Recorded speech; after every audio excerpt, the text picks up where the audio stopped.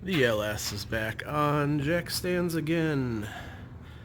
This time I'm slowly working to change out all the removable panels. So I already did the deck lid, trunk. I found this driver's door. I've been looking for many years for the same paint code and one that's in actual decent condition.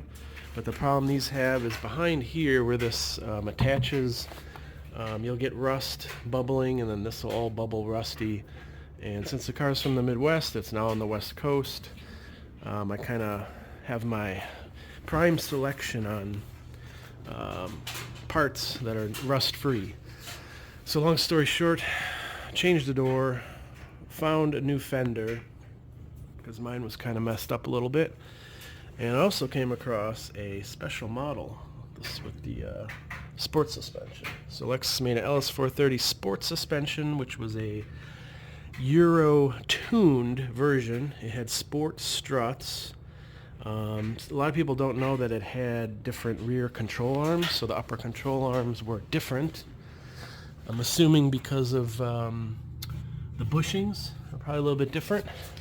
But the coolest and I'd say easiest upgrade of all is the sport rear sway bar.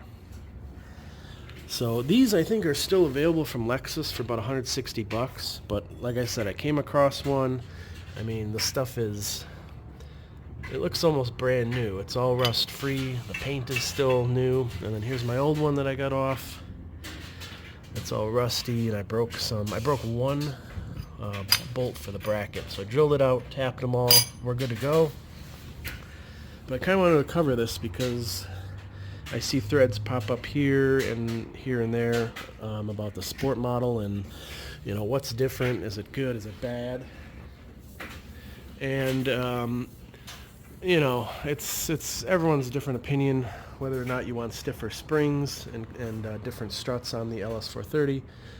Mine is the air suspension, so it's not a sports car. I don't want the suspension to be firm. But for these purposes, you know, rear sway bar can help a little bit thicker, basically help in cornering and just make the rear feel a little bit more stable.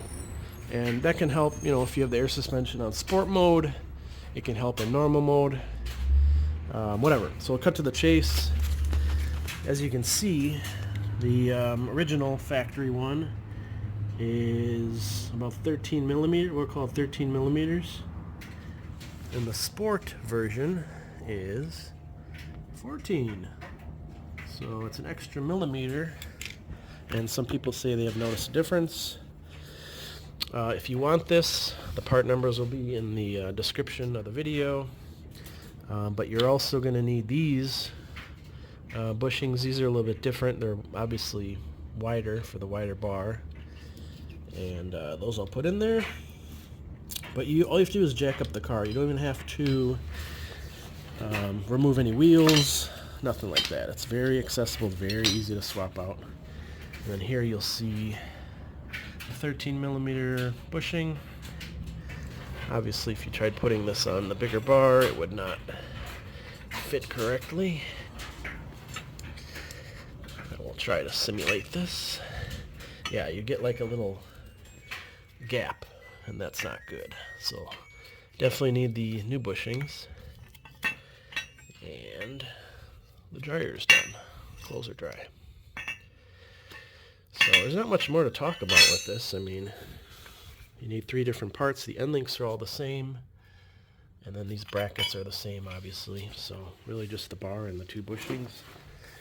And if you want to swap out the upper control arm, I'll put the part number for that in there as well. But that's essentially, let's get there we go. That's just the upper aluminum bar, and then I'm assuming, I don't know what the difference is, but I'm assuming it's just the bushing material where it mounts to the subframe. Kind of right there, a little bit more harder durometer.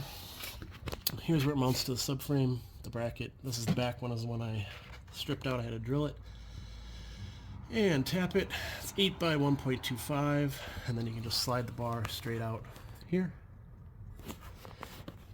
So that's it. I will. I'm not even gonna do a video on how it feels. I mean, you can Google it. There's a couple threads on Club Lexus about the whether or not you can feel the difference between 1 millimeter of a sway bar or not.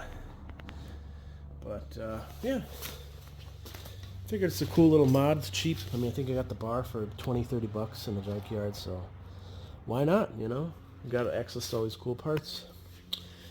I did find a 4G63 turbo stock motor with 120K on it. I'm going to do a disassembly video on this at some point, just so it's documented, because this is a totally stock motor. I think, though, the timing belt might have slipped or something. It feels like there's a valve binding on top, so we'll figure this out in the next coming video, but I'm pretty excited about this. Because you can never have too many 4G63 turbo blocks or heads laying around. I think that's it.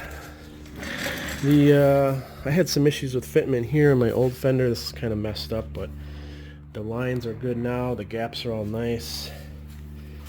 Because at some point it was in some kind of a front end collision, so yeah. Like right here's a little gap, but whatever. Much better than it was. And the paint's coming together, because you can see even here the paint's a little weird.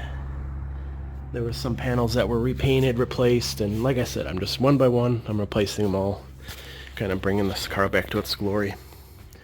Paint color's tiny bit off, you can see, because it was repainted, but you can't really tell.